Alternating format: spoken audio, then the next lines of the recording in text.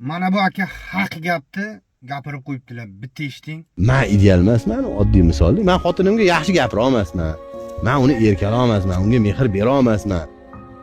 U xohlayotgandagi gapi chiroyli gapni gapira olmayotgan, lekin men uyimga ro'zg'orimni qilyapman. Bola chaqam endi bu uydan birov eshigimni taqillatib kelib, anaqa qilib ichib kelib yoki dori ichib anada kayf qilyapmanmi? Mana shu yuvanslarni olib qarash kerak. Oilada bu faqat sevgi hisobga olinmaydi.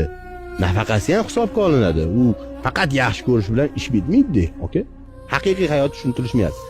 Ajrashib ket, boshqasiga tegasan. Ertaga hop ota-onangni oldiga taq etib san qaytib kelding, adang Xudo ko'rsatmasin ko'chadan adang uni qizi mamma qilib ketsa, adangga shunaqa botsa bitta qo'li 2 kun qo'lim ivishyapti, faqat infarkt bo'lib o'lsa, adangni ko'mishsa, o'sha uyga sen ham sig'maysan. Onangni ko'mishsa, sen ham o'sha uyga sig'maysan. Keyin hayoting barbod bo'lishini o'ylagin.